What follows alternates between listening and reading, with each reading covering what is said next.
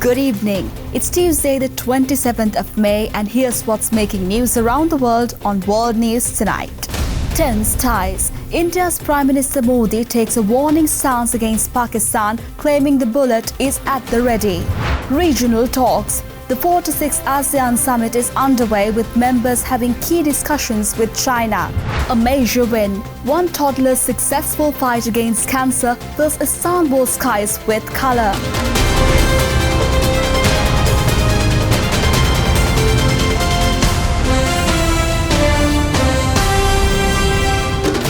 From Colombo, this is World News Tonight with Amarsha Fernando. Good evening once again. Indian Prime Minister Narendra Modi gave Pakistan a strongly worded warning on Monday, saying his bullet is ready if the neighbouring country does not choose the path of peace. Speaking at an event in western Gujarat state, Modi reiterated his government's zero-tolerance policy towards militancy. The fighting between India and Pakistan in May was the fiercest this century after an April 22nd militant attack in the disputed Himalayan region of Kashmir killed 26 people, mostly Indian tourists. Delhi blamed the killings on terrorists backed by Islamabad, which denied the charge. Tensions eased after the US announced it brokered a ceasefire on the 10th of May. The leaders of Malaysia and China emphasized trade opportunities and growing economic cooperation in a meeting between China and countries from the Association of Southeast Asian Nations and the Gulf Cooperation countries. ASEAN, GCC and China collectively represent a combined GDP of $24.87 trillion and is growing exponentially, with a population of approximately 2.15 billion, which is also growing. The collective scale of these vast opportunities to synergize the markets, deepen innovation and promote cross-regional investment is the focus. Similar sentiments were expressed by Chinese Premier Li Qiang, who called for an expansion of regional openness so as to fully unleash the strong momentum of open development. The two-way trade between China and the ASEAN countries reached $331.05 billion, up 8.1% from a year earlier in the first 4 months of this year. The figure, comprising nearly 17% of China's total foreign trade, indicated that the highly complementary economies of the two parties form a cornerstone of regional cooperation. The growth was primarily driven by China's exports to ASEAN countries. As US-Canada tensions continue, King Charles and Queen Camilla arrived in Canada for a 2-day visit to show support for the nation that recognizes them as its sovereign. King Charles III, the British monarch, has arrived in Canada for a 2-day visit that officials say aims to assert support for the country's sovereignty amid President Donald Trump's calls for annexing the United States' northern neighbour. The monarch's trip, which started on Monday, comes at the invitation of Canadian Prime Minister Mark Carney, whose party won the general election last month amid Trump's threats. Charles is the ceremonial head of state in Canada, which remained a Commonwealth realm after gaining independence from Great Britain in 1867. The king is to open Parliament in Ottawa with a speech from the throne, the first such address to be delivered by a British monarch in Canada since 1977. While the British monarch has refrained from interfering in politics in recent decades and remained a symbolic figure, Charles is expected to deliver a message of support for Canada. Later, Carney said Canada is honoured to welcome Charles and his wife Queen Camilla, adding the royal visit highlights the vitality of constitutional monarchy and distinct identity. In the UK, dozens of people, including children, were hurt after a British driver rammed his minivan into football fans, celebrating Liverpool's Premier League title Monday evening. A car plowed into a crowd of Liverpool soccer fans during a parade in the English city on Monday, injuring dozens of people. Ambulance officials say 27 people were hospitalized after the attack, with 2 in serious condition. They say 4 of the 27 were children. The parade was celebrating Liverpool's Premier League victory last month. Police said they did not believe the incident was terrorism-related and that they had arrested a man they believed to be the driver. They said he was a, quote, 53-year-old white British man from the Liverpool area. They were unusually quick to give that description. A former chief superintendent in London's Metropolitan Police told the BBC this was an effort to cool speculation that the episode was an Islamist attack. With most people off work for the UK's spring bank holiday, hundreds of thousands of fans had gathered to watch the Liverpool team and its staff travel through the city centre on an open-top bus with the Premier League trophy. People were only alerted to the danger by screams from the crowd. That allowed some to jump out of the way when the driver showed no sign of slowing down. Videos on social media showed people thrown into the air as the car rammed into spectators. When the car stopped, angry fans converged on it and began smashing the windows as police officers intervened to prevent them from reaching the driver. In a post on X, Prime Minister Keir Starmer said his thoughts were with all those injured or affected, and that he was receiving updates on developments. Let's go in for a short commercial break. More world news right after this.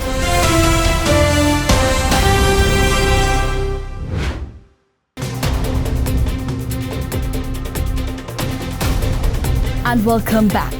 Chilean President Gabriel Boric visited Puerto Varas, the city affected by a tornado that hit the south of the country on Monday, the 25th. The official meteorological service has classified the phenomenon as F1 and said it was caused by instability generated from a cold frontal system. A tornado ripped across the city of Puerto Varas in southern Chile on Sunday. The severe weather injured 19 people, with 250 houses being checked for damage and over 4,500 buildings without electrical service, according to authorities on Monday. An official meteorologist said that while tornadoes like this have always occurred in Chile, particularly between May and June, they are being seen more often. They say that's because of a larger population and with videos spreading on social media. The service also warned that with climate change, the phenomenon could become more frequent. Residents told local television crews that Sunday's tornado was swift with powerful gusts of wind. Debris, including tree branches and tin sheets that had been used as roofing, littered the streets and hung from utility posts. Chilean President Gabriel Boric visited Puerto Varas on Monday to assess the, quote, catastrophe. Our Chile has a surprise for us, an unprecedented tornado that has been classified as Degree 1 that affected Puerto Varas. The moment it happened, around 3:30 in the afternoon, all of the state's resources were immediately deployed to support those affected. Chile's meteorological service warned that other tornadoes could occur again in the south of the country. Heavily armed Special Operations Police have surrounded a Spotswood home as part of a series of raids across Melbourne and Bendigo. A military-style raid in suburban Spotswood.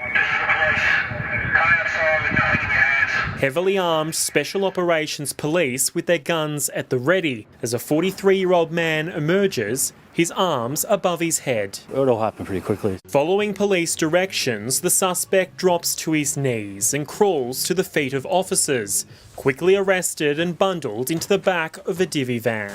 This was one of 13 raids across the state. Months of police investigative work dismantling an organised crime syndicate, resulting in 6 arrests. About $500,000 worth of drugs and 2 guns were also taken off the street. All the men arrested in the raids remain in custody and are expected to be charged.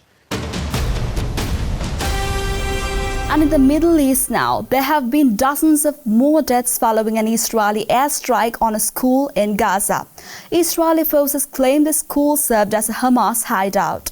Palestinian authorities say it was a shelter for displaced women and children. On Monday, a school-turned-shelter in Gaza City's Daraj neighborhood was one of the 2 targets hit by an Israeli airstrike. Hundreds of people, mostly women and children, were sheltering there at the time. According to Gaza's civil defense, the attack, which reportedly occurred while occupants were sleeping, killed at least 36 individuals and injured dozens of others. The Israel Defense Forces said the strikes targeted a Hamas and Islamic Jihad command and control center, believed to be operating within the school premises. They asserted that the facility was being used for planning attacks against Israeli civilians and troops. However, local witnesses and Palestinian officials have denied the presence of militants at the site. In a separate strike, 16 people were killed when the Jabalia refugee camp in northern Gaza was hit. The attacks have drawn international condemnation, including from German Chancellor Friedrich Merz, who cautioned against Israeli Prime Minister Benjamin Netanyahu taking excessive military actions. Merz said he no longer understands what Israel is trying to achieve. Ireland's Deputy Prime Minister said legislation for a potential ban on imports from Israeli settlements would be unveiled on Tuesday. Also on Monday, a new aid system in Gaza backed by the U.S. opened its first distribution hubs, following months of being blockaded by Israel. The Gaza Humanitarian Foundation has taken over the handling of aid, and truckloads of food delivered to its hubs have begun to be distributed to Palestinians on the same day. Germany says it will scrap the range restrictions on weapons sent to Ukraine, joining the US, the UK and France, Germany says it will scrap the range restrictions on weapons sent to Ukraine, joining the UK, US and France, who earlier had lifted the restrictions to allow Ukraine to better target Russian territory. Germany has joined other Western supporters of Ukraine in removing range restrictions on weapons being delivered to Ukraine. German Chancellor Friedrich Merz on Monday announced that his country will be joining the likes of the United States, the UK and France in lifting the restrictions in order to allow Ukraine to be better able to hit military targets on Russian territory. Merz says while there will be opposition from some EU member nations, including Hungary and Slovakia, it won't stop Germany and other bloc members from their continuous support of Ukraine. The German Chancellor also said a small minority could not be allowed to determine the decisions of the entire European Union, and that by removing restrictions on weapons, Ukraine can now defend itself by attacking military positions in Russia. In response, Russia called the decision dangerous, saying it would be detrimental to any chance of a peace deal, with Kremlin spokesperson Dmitry Peskov on Monday saying such decisions are completely at odds with any hopes for a political settlement. The Western allies of Ukraine had initially restricted the use of long-range missiles to targets only within Ukrainian territory under Russian occupation. However, after the dispatch of North Korean troops to the Kursk region, the US and the UK began authorizing the use of long-range missiles to strike targets in Russia. Time for a short commercial break now. We'll be right back.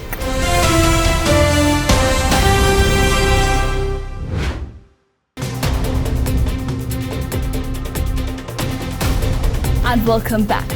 Thousands gathered in Istanbul to release balloons into the air as they celebrated a toddler who beat leukemia. He beat the disease after receiving treatment and a bone marrow transplant in a 2-year process. Thousands gathered in Istanbul to release balloons into the air as they celebrated a toddler who beat leukemia. Ali Asaf Demir, who is now 3 years old, was diagnosed with this condition at 8 months old. According to state-owned Anadolu agency, he beat the disease after receiving treatment and a bone marrow transplant in a 2-year process. His father, Samet Demir, called on locals on social media to come together and release balloons into the sky in celebration, saying the family did not have many friends. In response, the Sancaktepe municipality organized a gathering to celebrate together and show support for the family. Hundreds of thrill seekers descended on Cooper's Hill on Gloucestershire, England for the annual cheese rolling contest, a traditional British competition where participants hurl themselves down a 591-foot hill to chase a cheese wheel. Thousands gathered for the annual cheese rolling contest on Monday. Participants chased a wheel of double Gloucester cheese weighing approximately 3.5 kilograms down the steep 180-meter slope of Cooper's Hill, continuing a tradition that dates back to at least 1826. German YouTuber Tom Kopke, 23, secured first place in the men's race for the second consecutive year. In the women's race, 20-year-old Ava Sender-Logan from London, who was participating for a food charity group, claimed victory. The tradition is believed to have derived from customs celebrating the return of spring. And with that, we come to the end of today's edition of World News Tonight. With the hopes of seeing you again, I'm Marsha Fernando, and we leave you tonight with the visuals of Sydney's Vivid Light Festival. Also, don't forget to send us your feedback through email at feedbacks.ad24english@derana.lk. or via WhatsApp at 076 805 7933. Stay tuned as Prasansa Gunawardena will join you next with the nightly business report. Thank you for watching and have a great night.